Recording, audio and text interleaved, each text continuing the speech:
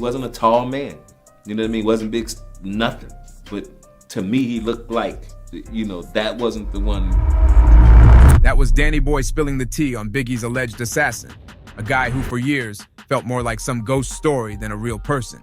But now Biggie's supposed hitman has finally come out of the shadows, and he's naming names. And yes, he laid it all out, including who gave the green light. This ain't some half story, it's the whole thing, and I've got every wild detail right here. Biggie's assassin has finally confessed. For real this time. The man who was believed to have gunned down one of the greatest in hip-hop just stood tall in open court, eyes locked on the cameras, and lawyers were literally frozen. Then came the part no one expected. He apologized, but what shook the whole room? He straight up said someone put him up to it.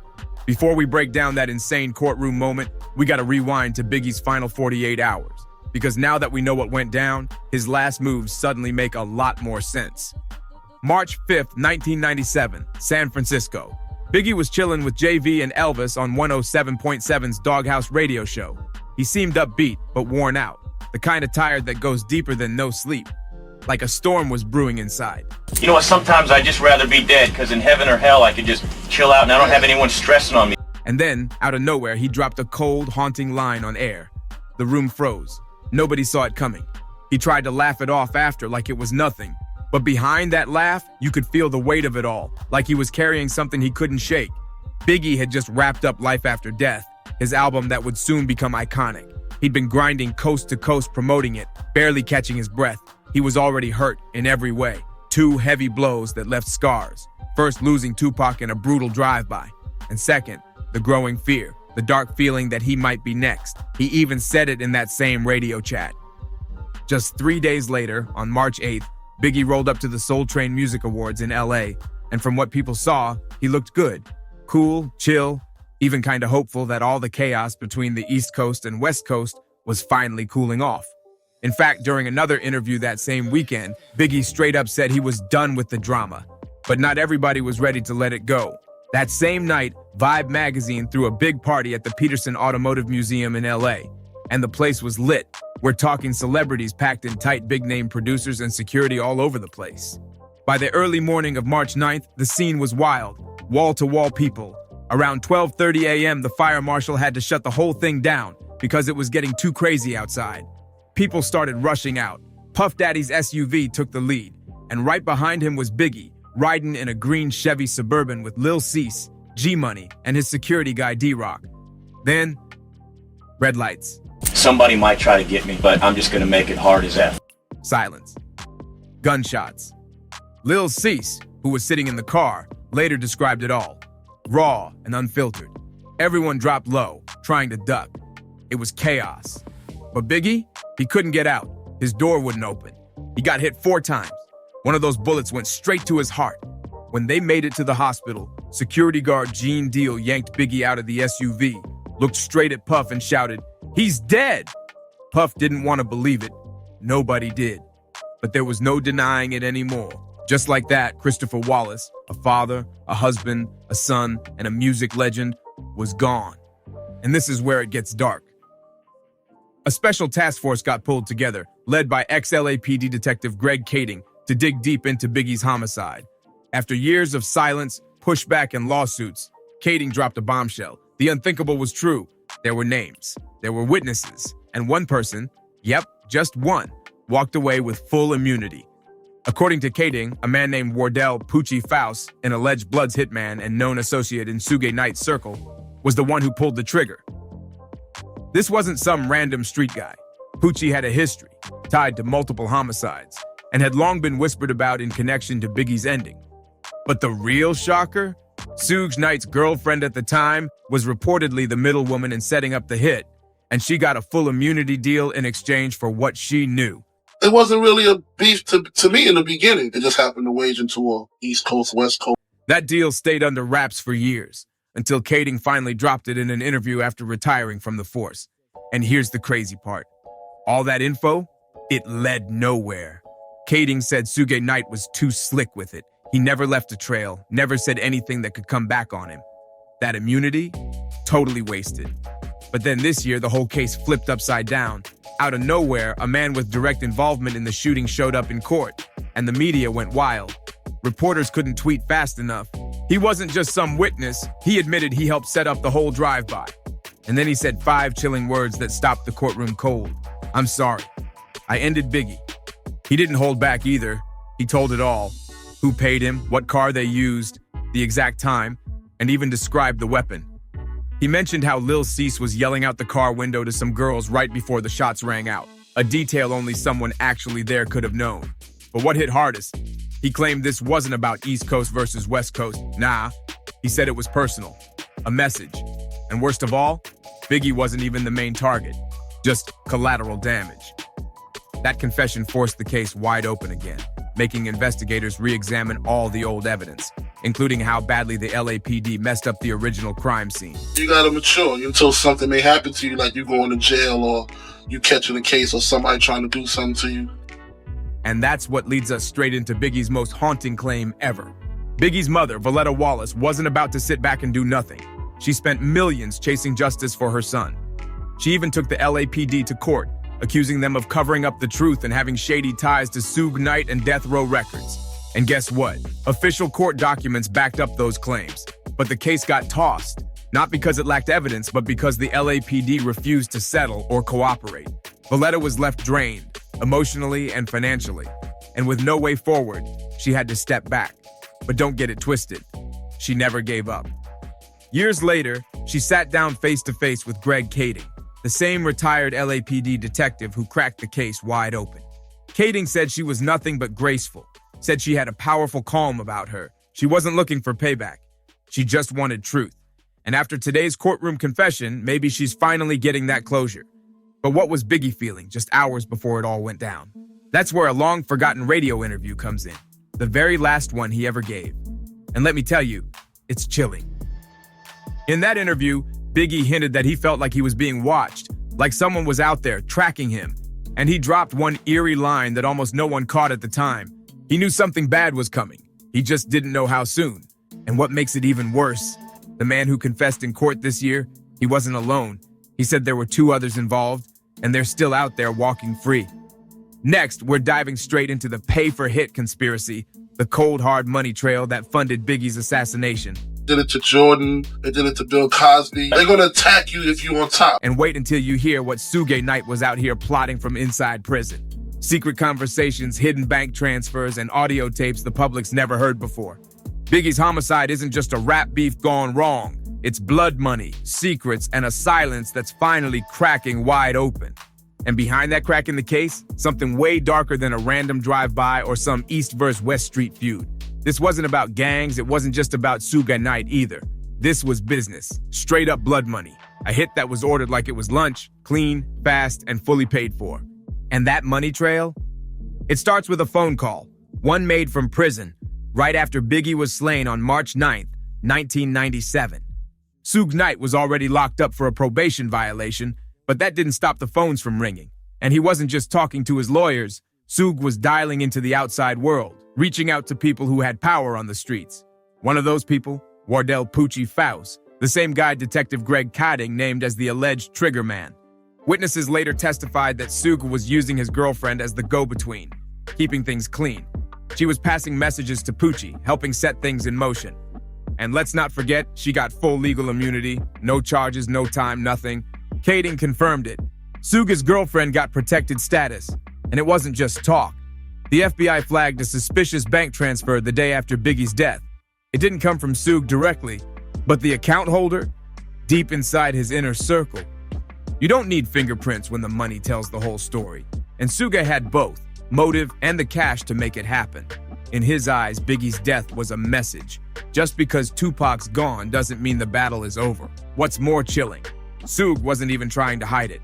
While he never came out and admitted anything, his interviews from prison are full of shady hints, gloating in code, talking about revenge and balance, never saying names but letting everyone feel the weight of his words. And in a leaked deposition, when someone straight up asked Suge if he knew who ended Biggie, his reply, "Maybe I do, maybe I don't. Ask Puff." But Diddy, formerly Puff Daddy, has always stood firm. He's denied having any connection to Biggie's homicide except as a man who lost his best friend that night. But behind the scenes, insiders tell a way more complicated story. Security guys like Gene Deal, who was right there with Puff and Biggie the night Biggie was ended, gave a version that's way different than the public ever heard. Deal claimed Puff had already been warned about threats in LA Biggie. He didn't even want to be in California for the Soul Train Awards. And it wasn't just about fear. Gene said Puff's actions after Biggie's death weren't just grief. They looked a lot like trauma, maybe even guilt. He also pointed out that Puff started distancing himself from key people who were there that night, and not just emotionally, financially too. When those security guys started talking to police, Puff cut them off.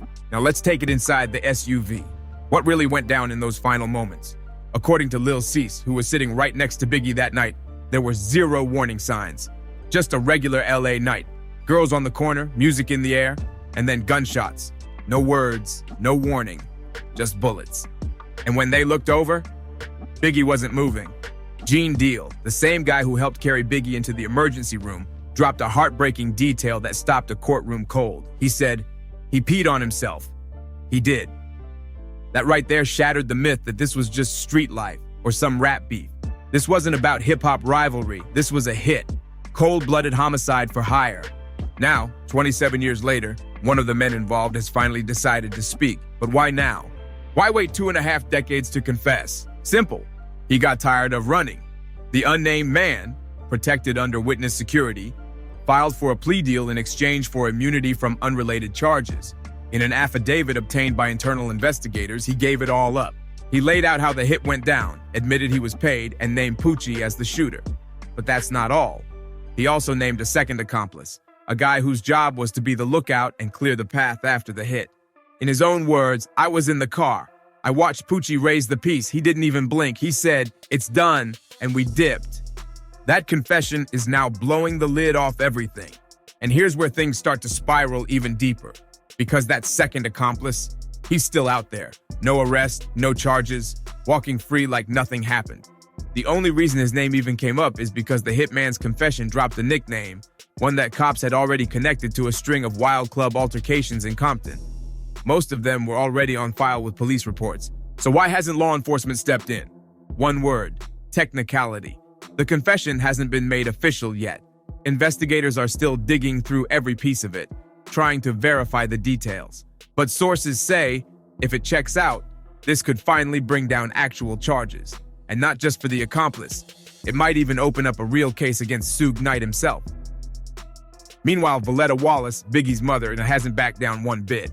She's been loud and relentless. She spent over a decade taking on the LAPD, dragging them to court multiple times, accusing them of straight-up criminal negligence. She put millions into this fight, all for justice for her son. But she never got that justice, because from day one, the LAPD looked like they cared more about covering their own backs than finding Biggie's assassin. Detective Greg Kading kept it real. He said the department made it hard for Valetta to even keep her lawsuit going. The LAPD refused to settle, refused to admit fault, and basically stalled her at every turn. But now, with this confession in hand, fans are getting louder than ever. Everyone's asking the same thing. Who really pulled the trigger? Well, now we know. But there's more. The man who confessed didn't stop there.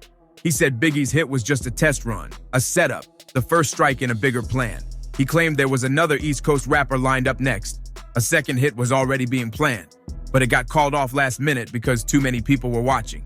So who was that second target? We're about to name names and uncover the next level of this twisted conspiracy, one that ties together Death Row, the LAPD, and a secret surveillance file that's never been made public. You're about to find out what the feds knew and why they worked so hard to keep it buried. We're talking secret files, lost evidence, and a hidden agenda that goes way beyond Biggie. Because this was never just about one rapper getting gunned down.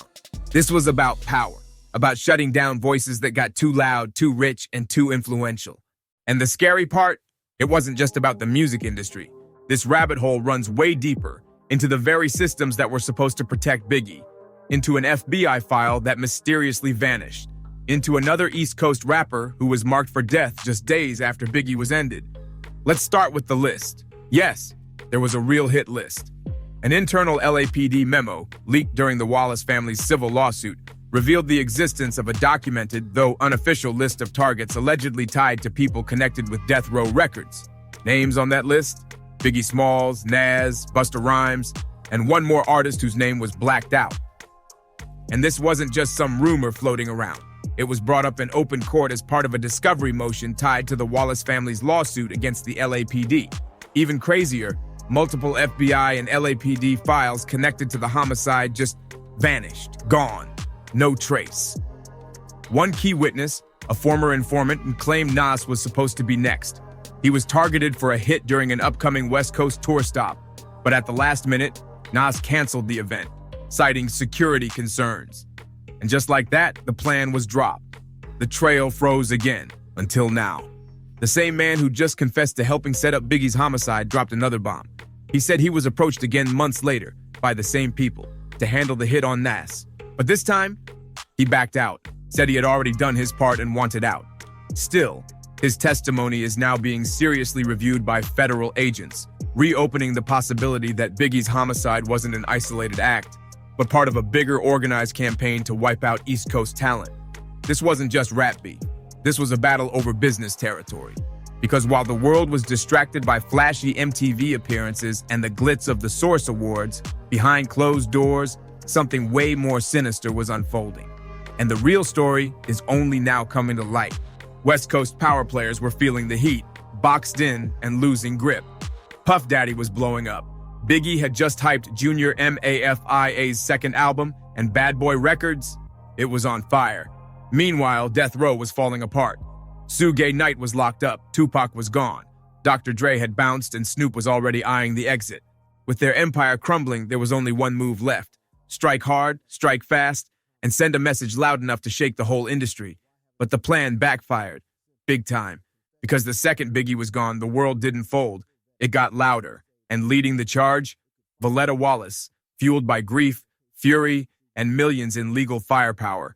She sued the LAPD, hired private investigators, chased down witnesses, and boxed the city into a corner. But there was one witness no one could get to, Poochie Faust.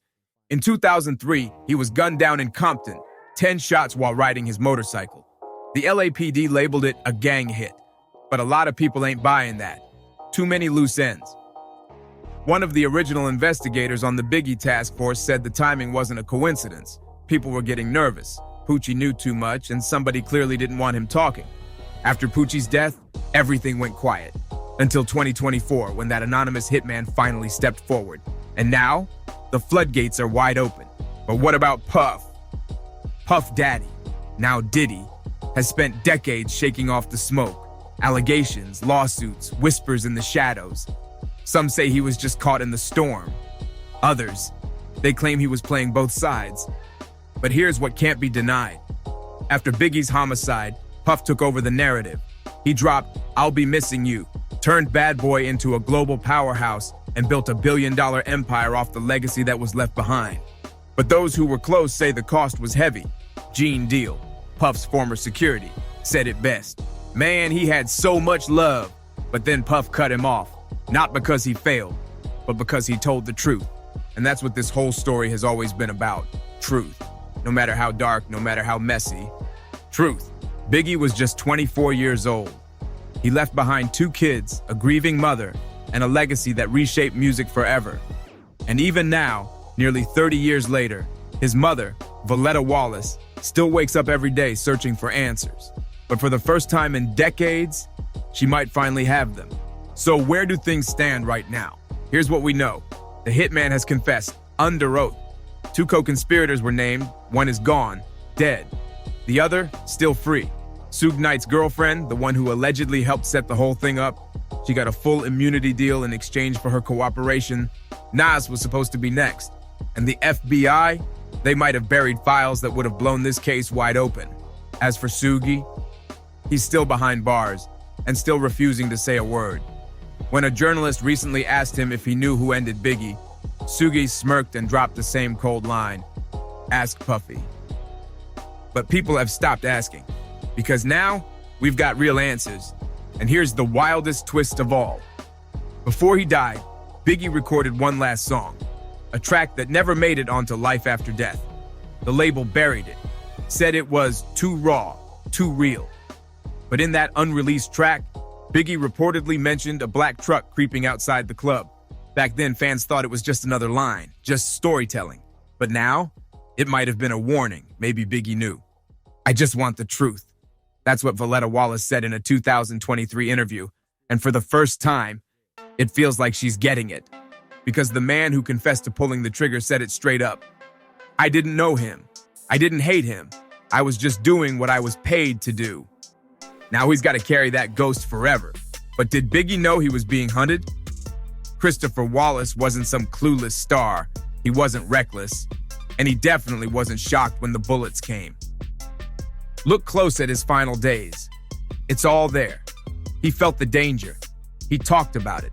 He even joked about it. Like a man trying to make peace with something he couldn't avoid. And in one of his final interviews, one barely used in any documentary, he left us with something even more chilling. He laid it all out, clear as day, during that March 5th, 1997 interview on the Doghouse in San Francisco. Biggie dropped a few eerie comments that day, but one line in particular hit different. It made the room laugh. Biggie smiled too. But if you really listen, his tone was anything but funny. He sounded tired, worn out, agitated. And when he said that line, his voice dropped. Like he knew, like it wasn't a joke, it was a warning. What made the moment even more chilling was what came right after. The host, clearly concerned, asked him what had changed in the rap game. Why was it getting so dangerous? And Biggie answered, calm, like he'd been rehearsing the line in his head for a minute. Those weren't just poetic words. That wasn't some metaphor. Biggie felt it in his bones. He was a target, not just from rappers throwing shots, but from people in power, folks trying to control his rise. Because by 1997, Biggie wasn't just a rapper anymore. He was a full-blown brand. He was teaming up with Puff to drop Junior MAFIA's second album, pushing his clothing line and setting up his own imprint under Bad Boy Records. That kind of independent power, it made him a threat. Not just to Suge Knight or old-school death row loyalists, but to executives, industry gatekeepers, and behind-the-scenes players who'd run the game from the shadows for years. And there's one segment from that interview that never aired nationally, one that shows just how deep Biggie was thinking. When asked what advice he had for up-and-coming artists trying to make it in the business, Biggie didn't talk about chains or cars or beef. He talked about ownership. He talked about power.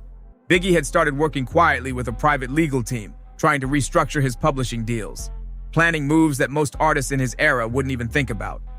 According to people close to him, he was already strategizing how to break out of that 360-style trap before that term even existed. And here's something most fans never knew. Biggie was working on a plan to transfer full creative rights of his catalog to a trust for his kids. Guess who owned a big piece of that catalog at the time? Sean Puff Daddy Combs. And that move, that negotiation Biggie was preparing for, it could have changed everything. This part of the story has never been confirmed publicly by Diddy or any rep from Bad Boy, but industry insiders have long whispered that it might explain why certain Biggie tracks were buried or held back after his death. There's even talk of full, unreleased songs, complete records, that Biggie laid down in secret studio sessions with DJ Premier and Too Short. But not all of them made it to the final Life After Death track list. Some tracks just vanished. And then there's the Faith Evans angle. Most fans know the headlines. Biggie and Faith got married fast, fought loud, and had plenty of messy moments. But what a lot of folks don't know is that in the final weeks of his life, Biggie was trying hard to fix things, to calm the storm. In that same Doghouse interview, Biggie admitted he was trying to get his family right. That wasn't just about love, it was about legacy. He was thinking ahead. He wanted more time. He wanted a future, but time ran out. Let's rewind to Biggie's final night, the infamous party at the Peterson Automotive Museum. There's one account barely anyone ever talks about, but it's critical. Michelle, a staff member working VIP check-in that night, later told investigators that Biggie seemed on edge. He wasn't chill. He was restless. She said he kept asking, "Who's outside? Who just walked in? Who left?" This wasn't some rapper tripping. He wasn't paranoid. He was watching. Michelle also said Biggie personally requested extra security around his SUV before leaving. And what happened? He got told everything was fine. They reassured him, but he didn't feel reassured. He was overruled. And here's a detail almost no one ever talks about. Biggie had actually switched hotels. He was staying at the Four Seasons originally, but 2 days before the homicide, he got moved to the Beverly Hills Hotel. The official story, a booking issue. But now insiders are saying otherwise. According to a trusted member of Biggie's inner circle, the hotel change came right after Biggie answered a late-night call. He barely said a word, just nodded, hung up, and said he wanted out. The number was unlisted. The call was never traced. And that wasn't the only warning sign. Another man saw it all coming. Eugene Big Gene Deal, Puff's longtime security. And what he witnessed next added another layer to the storm Biggie couldn't escape. In a separate interview that was left out of earlier parts of this deep dive, former security guard Big Gene Deal dropped one final truth bomb. When we left that party, he said, I was scanning every rooftop. We knew someone was out there, watching. We just didn't know who. And turns out Big Gene's instincts were dead on. But what really stuck with him? The silence that came after. That eerie quiet that wrapped around the truth and buried it for decades. Gene admitted, I hate to be like that because it's hard to come back from that. And truth is, he never really did. So what do we make of all this? Biggie knew. He knew eyes were on him. He said it. He hinted at it in interviews, in lyrics, and in quiet moves behind the scenes to protect his legacy. And when he died, the unfinished tracks, the private deals, the unspoken plans, they died with him. This wasn't just a hit, this was a silencing. So why does it matter now?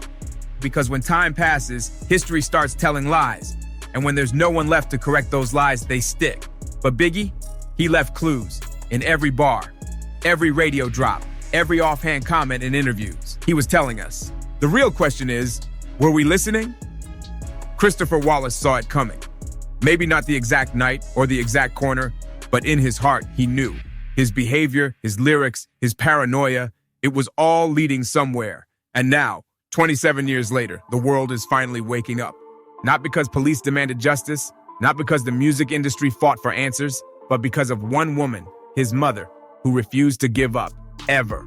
And now, with this confession out in the open, with the puzzle pieces finally snapping into place, maybe, just maybe, Biggie can finally rest. Thank you for watching. If this story had you hooked, make sure to comment, like, and subscribe for more content just like this. Share it with someone who needs to hear the real story, and we'll catch you on the next one.